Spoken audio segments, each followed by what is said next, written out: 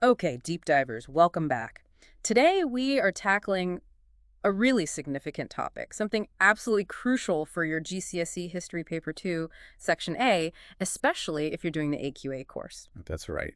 We are plunging into Renaissance medicine. Think of it as a rebirth for medical ideas. And we're going to unpack the developments, the challenges, and some of the amazing, sometimes slightly odd, individuals who shaped it all. Exactly. And based on the material we've got, our mission really is to cut through everything and pull out those key bits of knowledge for you. Yeah, get straight to the point. We'll look at how medicine started to, break away from the older ways of thinking and what progress actually looked like in Britain during this pretty fascinating period. Making sure you spot those connections and facts that really matter for your studies. Okay. All right, let's set the scene first. What was the Renaissance? We hear the word a lot. Well, it's French, means rebirth. And broadly, we're talking, say, 16th to 18th century, roughly. And it wasn't just paintings and sculptures. No, not at all. It was this huge explosion of new thinking in science, art, religion, you name it. People started looking at the world, and crucially for us, the human body with, well, fresh eyes. Curiosity-driven. And humanism was part of that. A key part, yeah. It wasn't anti-religion, but it encouraged focusing on what humans could achieve. And, importantly, using evidence, using reason, to question the old ways. So not just accepting things because someone wrote them down centuries ago. Exactly. Instead of just saying, well, Galen said so, humanists were like, okay, but where's the proof? Let's observe. And this led to things like the Royal Society, scientists working together, looking for logical reasons for things, including illness. Okay, so this new mindset. Yeah. How did it affect medicine directly? Did it clash with, say, the church? Oh, absolutely. The church had massive control over medical ideas in the medieval period, didn't it? Yeah. Promoting the four humors, stopping challenges to ancient texts like Galen. Right. But the Renaissance saw huge religious changes. In England, you had Henry VIII breaking from Rome, Protestantism starting from 1534. The Reformation. Yes. And that fracturing of the church's single authority, kind of unintentionally, loosened things up. Restrictions on dissecting human bodies started to ease a bit. The church didn't have that total grip on publishing anymore either. And that connects perfectly to a piece of tech that just changed everything. The printing press. Gutenberg, around 1440. Huge, just massive. Before that, books copied by hand, slow, expensive, monks doing it. Full of errors sometimes too, presumably. Often, yes. But the press, woodcuts, ink, a lever. Suddenly you could print hundreds, thousands of copies, relatively cheaply, relatively quickly. So medical ideas, drawings, theories. They could spread like wildfire. Across countries, getting past the censors, reaching way more people. Game-changing. And speaking of seeing things, technology started letting people see completely new things too, didn't it? Yeah, microscopes. By the late 17th century, 1683 specifically, you've got Anthony van Leeuwenhoek. Looking at pond water. Pond water, plaque from his teeth. Yeah. And he sees these tiny moving things. He called them animalcules. Wow, bacteria. He was seeing bacteria for the first time. Now, he had no idea they caused disease. That link was centuries off. Right, okay. But just seeing them, observing life at that scale. Yeah. Monumental. And exploration played a part too. Voyages discovering new lands. Definitely. Think age of exploration trips to the Americas. They brought back new plants, new substances. Some turned out to be useful, like uricur, cinchona bark for malaria, which we'll get to, or even spices like ginger used in remedies. So you've got this mix.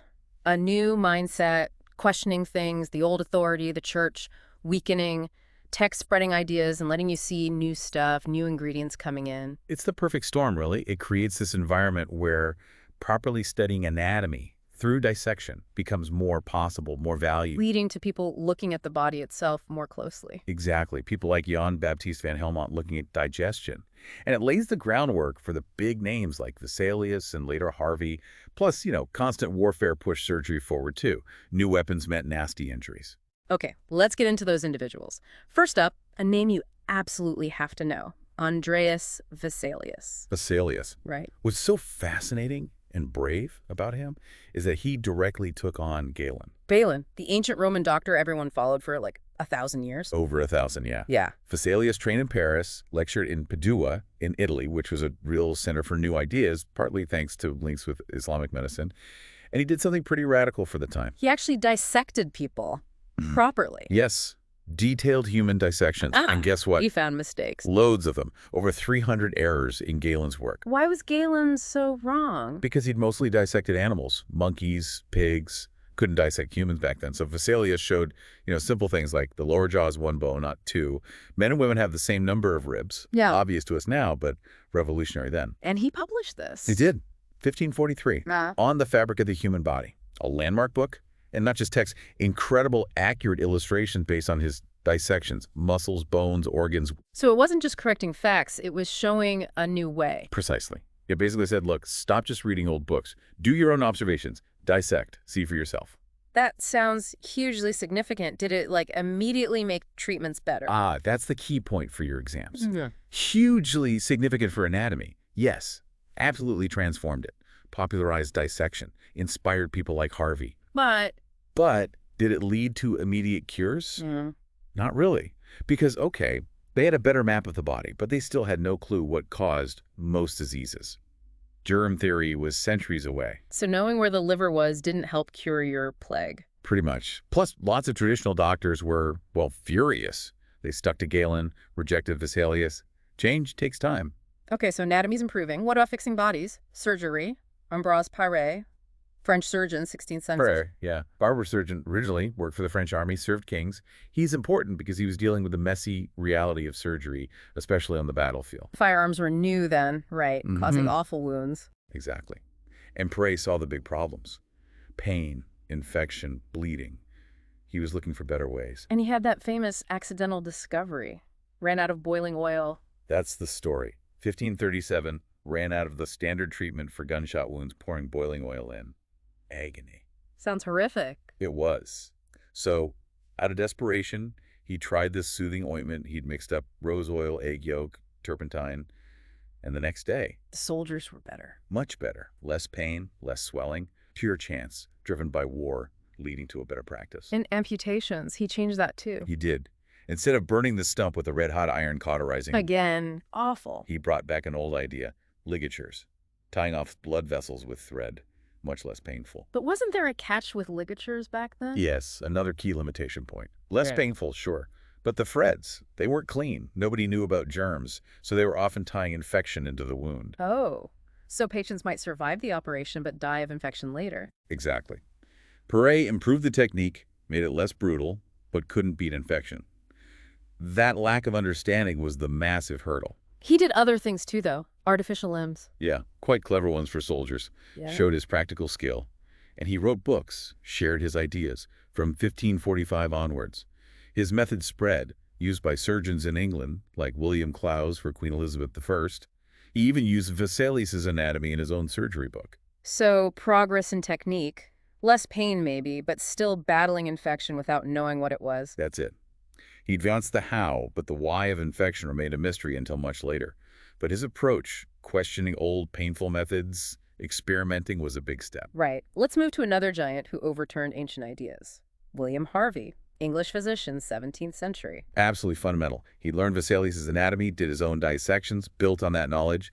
His massive breakthrough came in 1628. An anatomical account of the motion of the heart and blood in animals. Catchy title. What did it show? Circulation.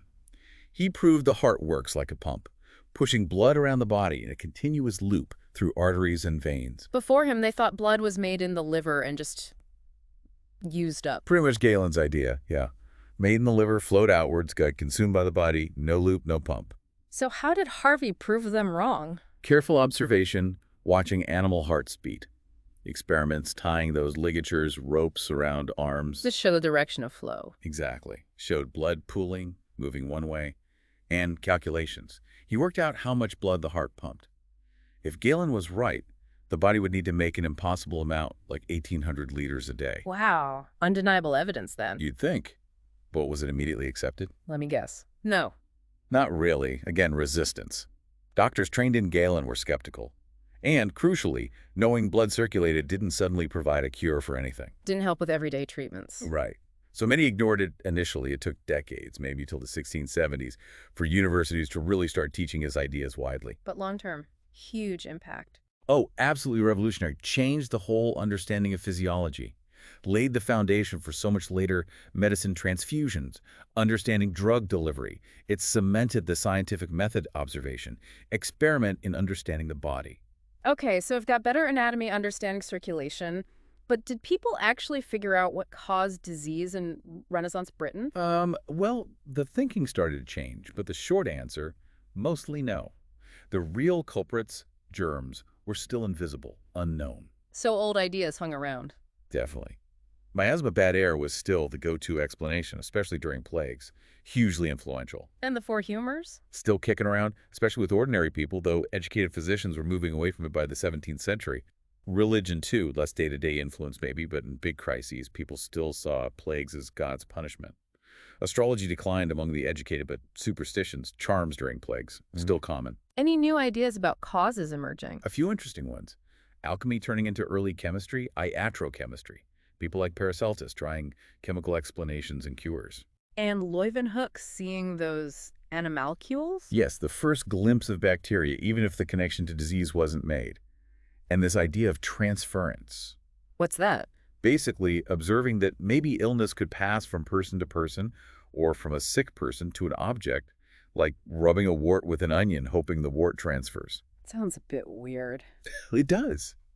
But it's the very, very early beginning of thinking about contagion, about spread, laying tiny seeds for later ideas, even if they didn't know what was being transferred. So if causes were still mostly misunderstood, what about treatments? Were they any good? A real mixed bag. Some still based on old ideas, some experimental, some based on transference, generally not very effective, especially for infections. No magic bullets. What about those scientific transference ideas? Well, you had people strapping live chickens to plague buboes, hoping the plague would transfer to the chicken, or rubbing things on warts. Ineffective, but shows that thinking about transmission, iatrochemistry brought experiments with metals, antimony, mercury. The Pharmacopoeia Londinensis of 1618 listed them. Antimony made you sweat or vomit, thought to cure fevers. Mercury was used for syphilis, dangerously. Still no actual cure for syphilis, though. No, that remained a major killer. They were trying things, but without understanding the chemistry or the disease properly. And natural remedies, herbs and things. Oh yes, still massively popular, often the main option for most people. And exploration brought new ones, like cinchona bark from South America. That's the one that worked for malaria. Yes, contains quinine, one of the few genuinely effective new treatments of the era. But people also still used sweet smells against miasma, and humoral treatments, bleeding, purging were common practice. Supernatural stuff still around, too. Yep. The king's touch for scrofula continued. Prayer, charms, especially during plagues, though maybe less reliance among the educated as science grew. And this confusion must have been great for quacks. Absolutely ripe territory for them. Quacks, untrained people selling fake cures, often dangerous ones like mercury potions.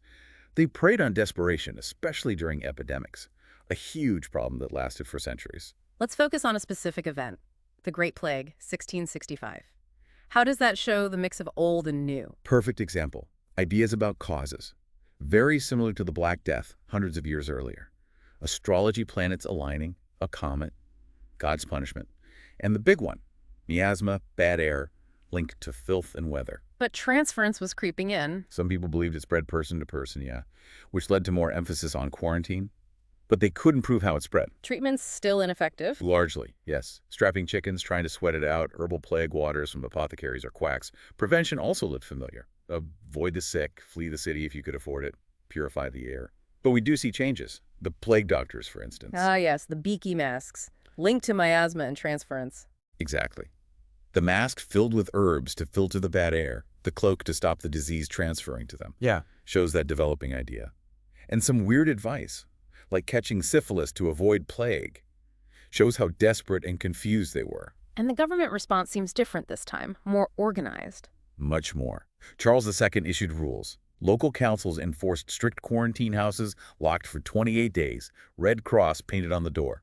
Banning public gatherings. Yes, theaters, fairs, games shut down. They killed cats and dogs, wrongly thinking they were the main carriers, though rats and fleas were involved, of course. They hired searchers to identify victims, watchmen to guard houses, a definite step towards state intervention in public health. Okay, so who was actually providing care? Did that improve? Well, care was still very divided. Physicians existed, their training slowly getting better with Vesalius' anatomy filtering down, but still mostly theory, and very expensive. Only for the rich.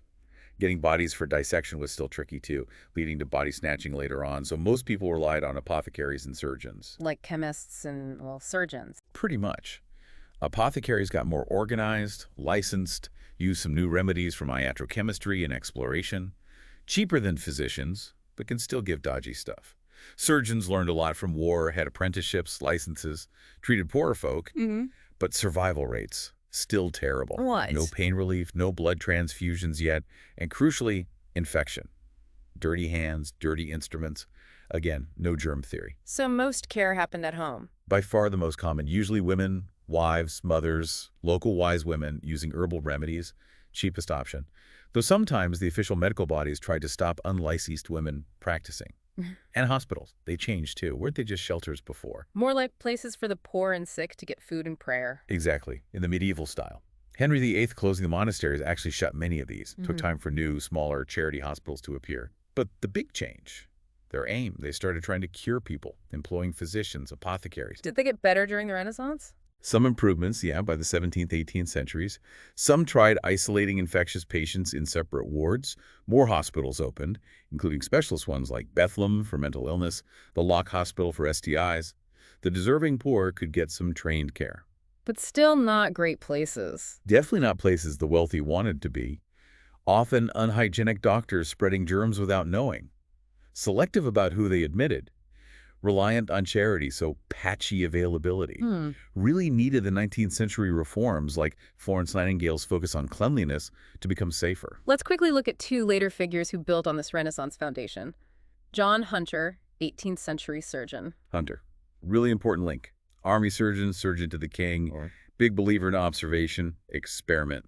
Surgery based on science, not just tradition. Like with gunshot wounds. Yes. You study them carefully, advised against automatically cutting widely around them, developed new ways to save limbs by understanding blood vessels, experimenting with tying them off. And he had that huge collection of specimens. Massive collection, thousands of bits of humans and animals, used for research on circulation, bone growth, even tried tooth transplants.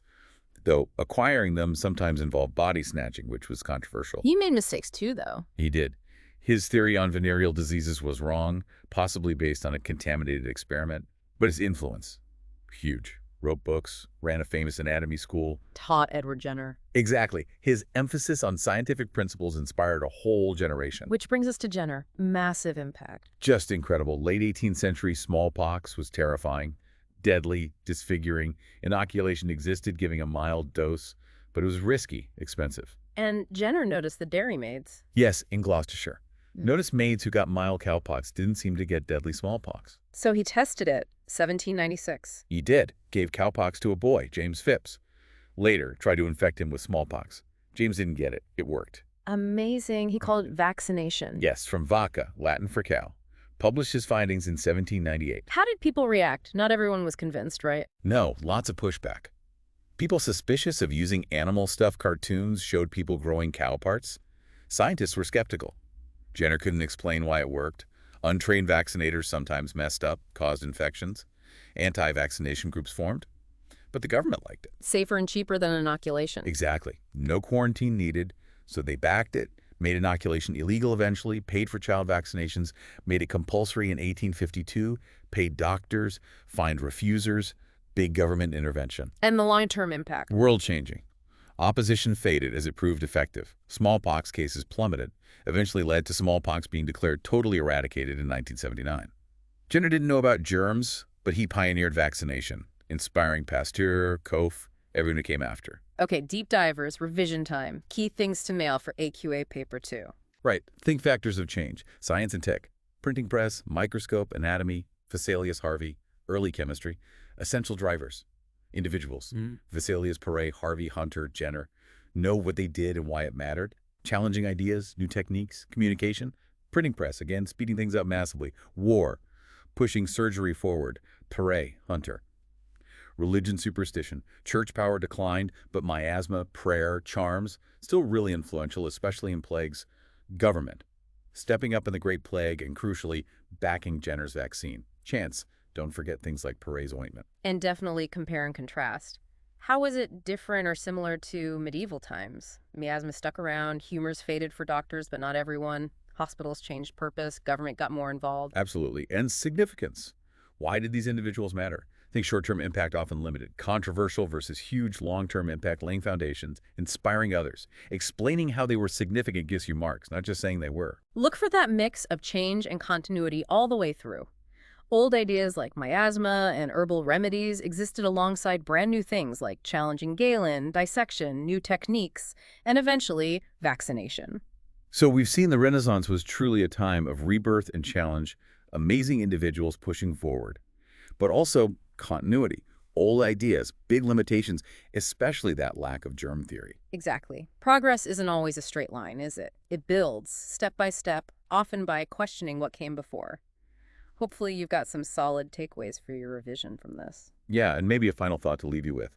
The Renaissance saw this massive shift towards observing the body, towards experimenting. Even without knowing about germs, how did that fundamental change in method, that scientific mindset, pave the way for all the huge medical breakthroughs that came later? Something to think about. Definitely. Keep diving deep into history. Understanding this period really shows how far medicine has come.